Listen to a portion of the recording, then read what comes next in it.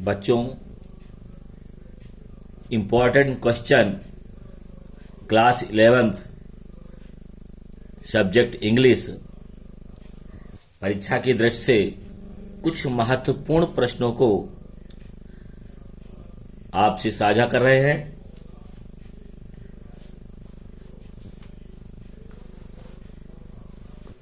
ये ऐसे प्रश्न हैं जो लगातार कई परीक्षाओं में पूछे गए हैं और आगे भी आने की उम्मीद है। प्रश्न है, mention three reasons why the authors grandmother was disturbed when he started going to the city school। जब सिटी स्कूल चला जाता है, लेखक तब दादी, मतलब यहां यह ध्यान देना है कि बिफोर है कि आफ्टर है। यह आफ्टर है, मतलब स्कूल, सिटी स्कूल जाने के बाद का जो स्थिति होती है, जो सिचुएशन होती है ग्रैंड मदर की, उसके बारे में पूछा गया है। तो 3 रीजन पूछा गया है। अब बहुत बड़े प्रश्न हो जाते हैं, इसको शार्ट में लिखने का तरीका कि वहां हम बहुत ज्यादा ना लिखें, कोई दिक्कत नहीं होगी। याद करने में जिसको थोड़ा सा दिक्कत जाती है तो 60 में हो गया। जैसे ऊपर होता है कि the reason why the authors was disturbed when the started going to the city school, ऐसा ना लिख के हम क्या कर रहे हैं यहां पर 3 रीजन्स, 3 कारण। पहला, first, she did not like subject like science और इंग्लिश। मतलब दादी को फर्स्ट कारण क्या था कि जो सब्जेक्ट थे साइंस और इंग्लिश वो पसंद नहीं थे। दूसरा, सेकंड कारण है, there was not teaching about God and she scriptures. मतलब जो दूसरा कारण था, कवि को ईश्वर के बारे में यहां पर लिख भी दिए हैं। गॉड मतलब ईश्वर, यहां स्क्रिप्चर्स मतलब धार्मिक ग्रंथ। मतलब दूसरा कारण क्या था, स्कूल में टीचिंग में के समय जो टीचर पढ़ाते थे वहां गॉड्स, भगवान के बारे में, ईश्वर के बारे में और धार्मिक ग्रंथों के बारे में नहीं पढ़ाते थे। तीसरा है, थर्ड रीजन क्या है, she did not like music. अब कवि के विद्यालय में म्यूजिक सिखाया जाता था, डांस भी सिखाया जाता था, तो वो समझती थी। She thought it was not meant for gentle people but prostitute and beggars. ये क्या है, वेश्याओं और भिखारियों का पेशा है म्यूजिक और डांस, इसलिए उनको भी नहीं पसंद था, जिसके कारण ग्रैंड मदर क्या हो जाती थी, डिस्टर्ब हो जाती थी।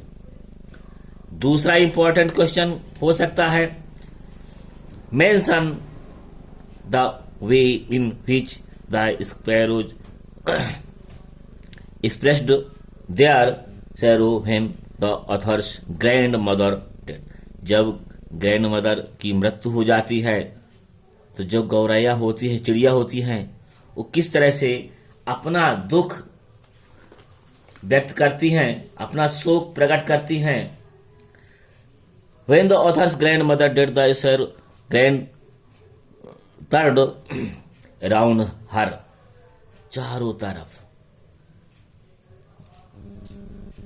चारों तरफ घूमती हैं।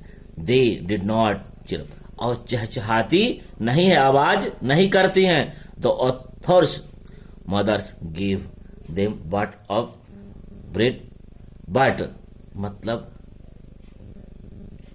they did not take it when the grandmother's body was carried away, the birds also flew away, they had come to और हर डेथ। मतलब जब तक बॉडी नहीं ले जाते, जब तक बॉडी को नहीं ले जाते तब तक वहीं शांत बैठी रहती हैं, चहचहाती नहीं है। और उन्हें जो ब्रेड्स होते हैं, ब्रेड, ये वर्ड्स ऑफ ब्रेड, जो ब्रेड हो रखे होते हैं, जो दादी दिया करती थी, तो उनको दिया गया तो नॉट टेकन, वो नहीं खाती हैं और अपना दुख व्यक्त करती हैं। इसके बाद वहां से जब बॉडी को उठा ले जाते हो तो शांत उठ के चली जाती है।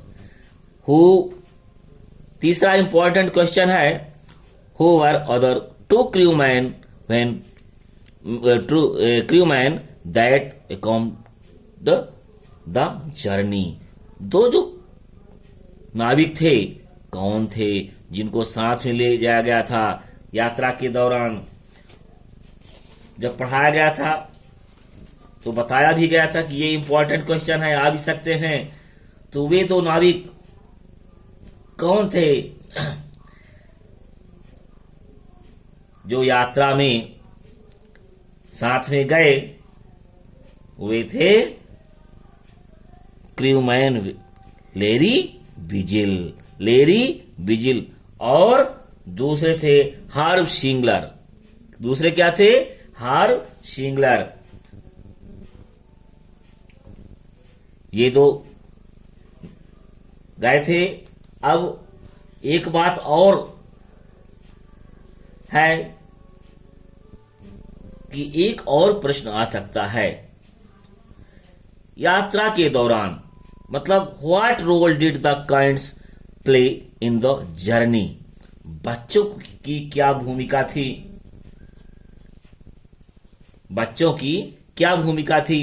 The kinds played their own part in the journey. The children gave the much required courage and hope to their parents. His son was not afraid to die, and his daughter did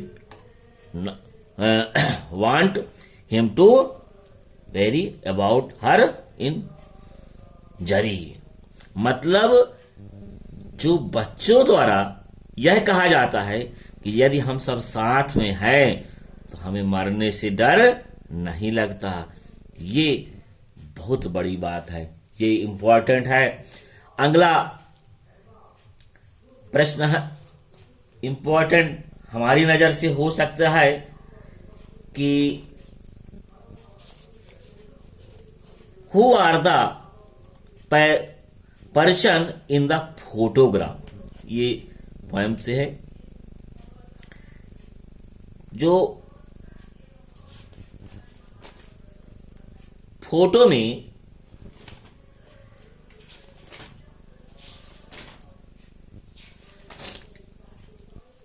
जो photograph वाला poem है handbill का, उसमें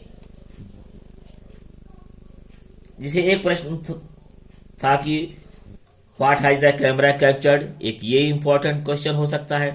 अथवा उसको यदि हम नहीं छोड़ दिए है तो who are the person in the photograph.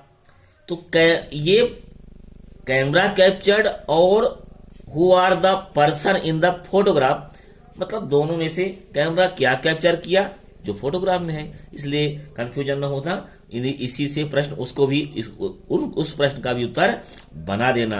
मतलब the person in the photograph are the poets mother, poet की मम्मी, और with her two cousin Betty and Dolly. Photo में कौन थी? पोएट्स की मां थी और टू कजिन मतलब चचेरी बहन बेट्टी और डॉली। यही तो कैमरा में कैप्चर हुआ था। और साथ में कैमरा में क्या कैप्चर हुआ था? कैमरा में कैप्चर हुआ था